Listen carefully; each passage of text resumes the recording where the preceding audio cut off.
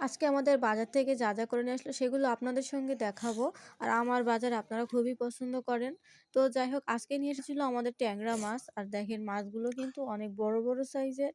আর এই মাছগুলো খেতে কিন্তু খুবই ভালো লাগে। আর আমার ছেলের তো খুবই পছন্দ কারণ এই মাছে কাঁটা থাকে না। এই মাছে একটাই কাঁটা থাকে কিন্তু কাটতে গেলে একটু কষ্ট হয় আসলে। দেখেন এই বড়, বড় কাঁটা তো এগুলো কাটতে গেলে অনেক কষ্ট হয়। আর ট্যাংরা মাছের কাঁটা একবার গেঁথে গেলে আসলে ওইখানে খুব জ্বালা যন্ত্রণা হয়। তো ট্যাংরা মাছের কাঁটা থেকে সবাই সাবধানে থাকবেন।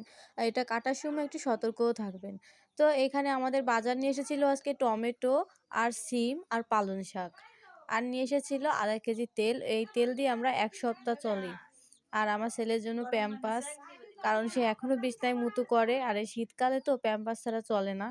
আর পালং শাক খেতে আপনাদের কাছে কেমন লাগে? আমার কাছে মোটামুটি। তো দেখেন পালং শাকগুলো কিন্তু ভালোই লকলকে আছে। তো এটা দিয়ে আমি মাছ দিয়ে রান্না করব। তো এই মাছ দিয়ে রান্না না করলেও অন্য মাছ দিয়ে রান্না করব। আর নিয়ে এসেছিল সিম, বতি সিম। এই সিমগুলো খেতে কিন্তু খুবই ভালো লাগে। আর এর ভিতরের বিচিগুলো দেখেন শক্ত হয়ে গেছে। দেখতেই বুঝতে পারতেছেন আপনারা। আর এই শক্ত বিচিগুলো কিন্তু সেদ্ধ করে খেতেও খুব ভালো লাগে। আর এই বিচিগুলো কিন্তু আমার খুবই পছন্দ। আমার ছেলেরও খুবই পছন্দ। আর নিয়ে এসেছিল পেঁয়াজ, আলু, টমেটো, কাঁচামরিচ। আর আমার ছেলে একটু অসুস্থ ছিল, তো একটু জ্বর, একটু সর্দি কাশি হয়েছে। তার জন্য নিয়ে এসেছিল ওষুধ।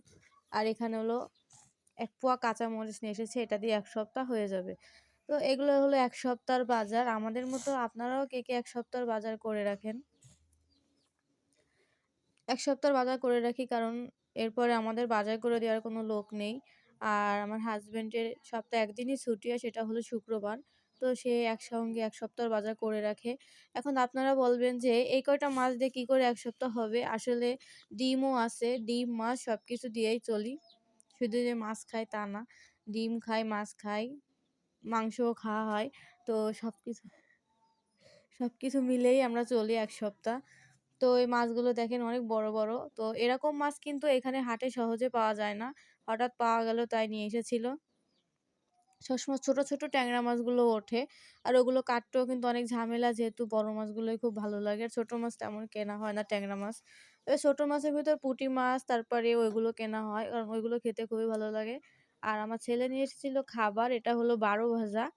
আর এই বারো ভাজা খেতে আমাদের কাছে খুবই ভালো লাগে। তবে এই বারো ভাজা এটা মাখানো না, এটা হলো শুধু। আর আমার ছেলে বাচ্চা, তো এজন্য ঝাল খেতে পারবে না। এজন্য শুধুই নিয়ে আসা হয়েছে। তো এরকম বারো ভাজা আপনাদের কার পছন্দ? আমার ছেলে তো খুবই পছন্দ করে। আর আমার ভিডিও আপনাদের কাছে কেমন লাগে? ভালো লাগলে আমার চ্যানেলটি সাবস্ক্রাইব করে আমার পাশে থাকবেন।